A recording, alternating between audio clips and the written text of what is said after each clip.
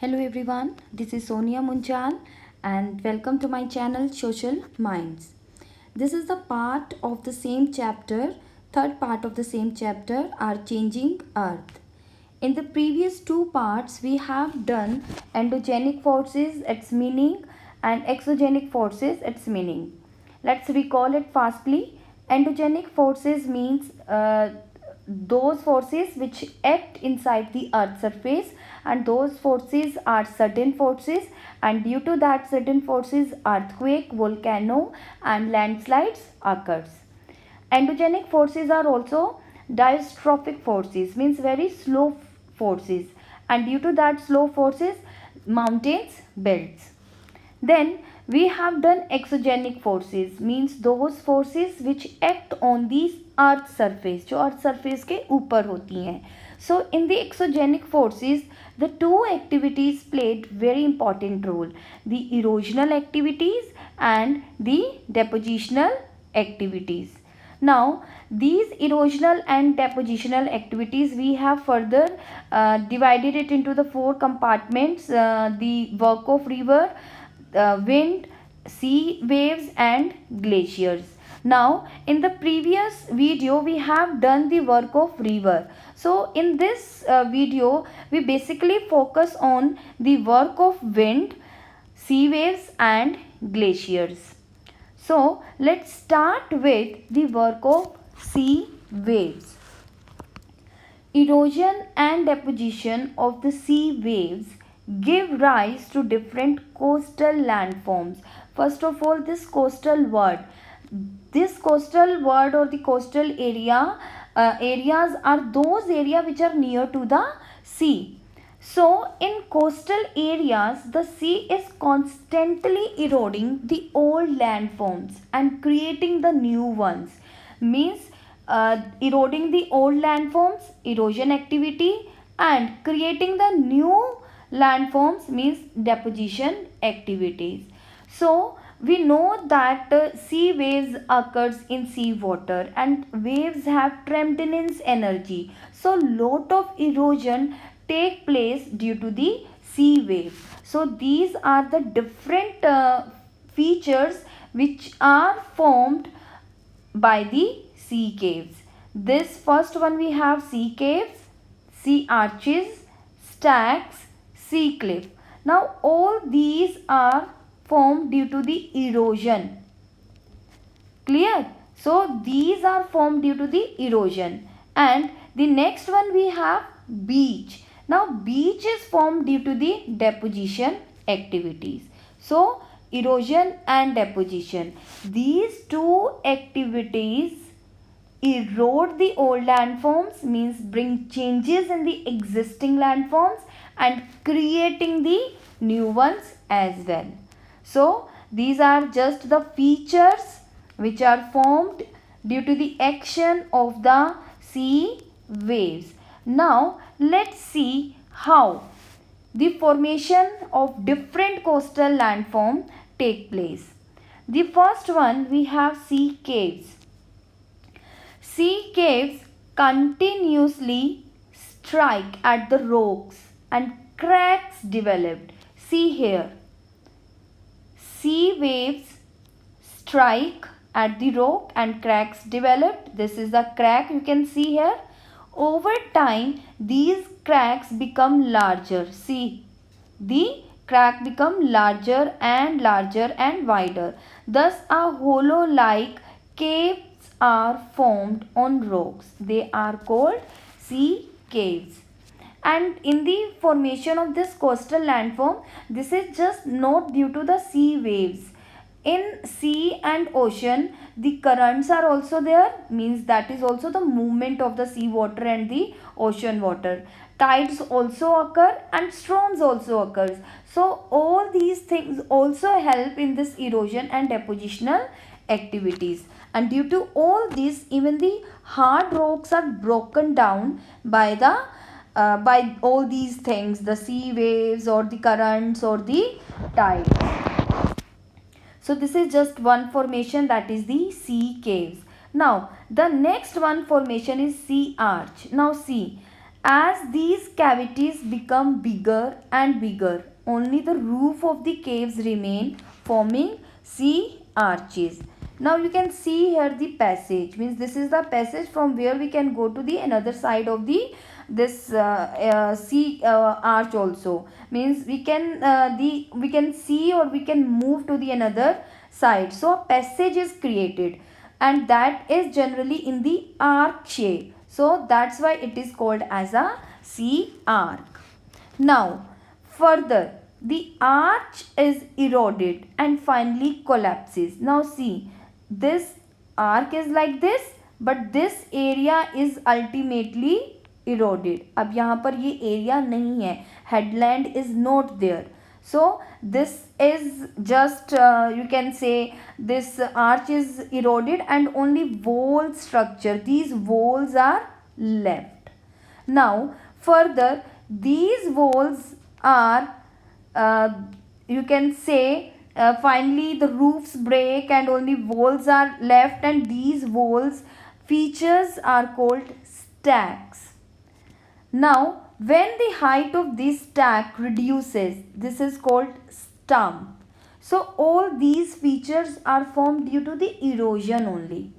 एक इरोजन से क्रैक होता है, उस क्रैक से कैविटीज़ और बड़ी होती हैं, केव बनती है, केव से फिर आर्च की शेप में आता है. जब उसका top you can say the roof जो है वो इरोड हो जाता है, only the walls are left which are called stacks, and finally the height of the stacks reduces, and that is called the you can say the stump.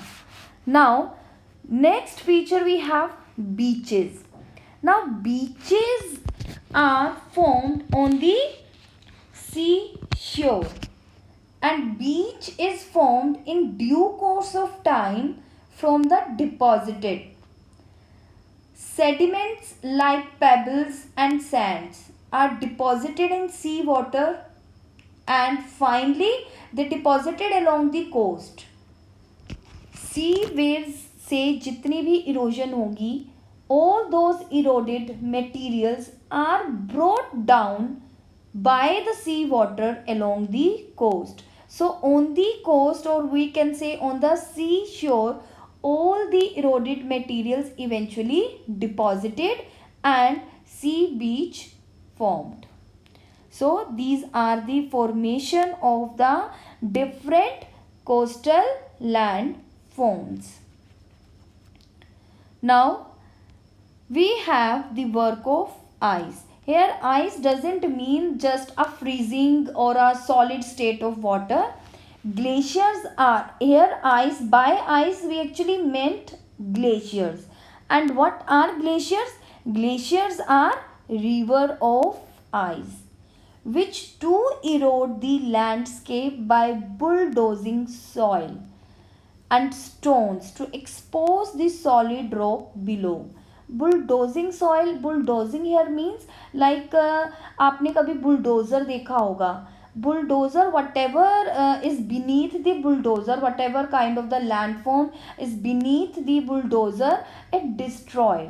In the same way, glaciers have lot of energy and they eroded the landscape, whatever it's beneath, whatever the surface is beneath the glaciers.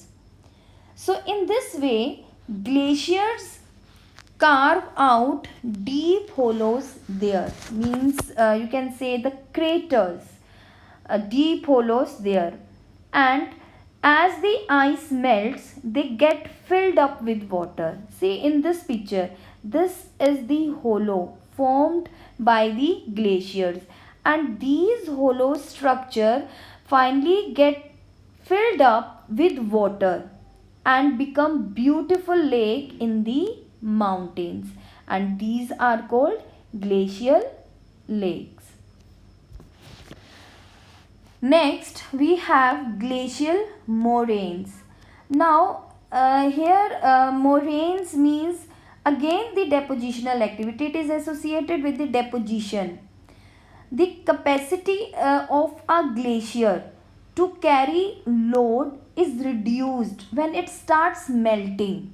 We know that glaciers are coming down from the mountains, because the glaciers are located which are located in those area which falls in high latitudes and heights. तो वो mountainous area या वो polar areas हैं. So when they moving downwards, they eroded the rock particles and carried those rock particles along with them.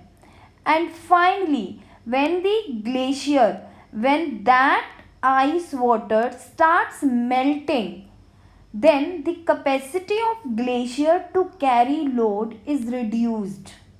Like when the river is about to enter in the sea, its capacity to carry the load particles reduced and ultimately divides itself into the different channels, and there the delta forms, and delta is the result of the deposition activity.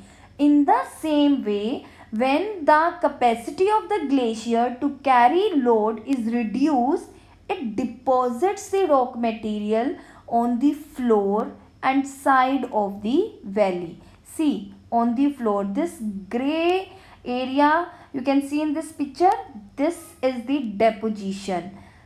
Along the valley side, along the sides of the valley, this. So this is called the glacial moraines.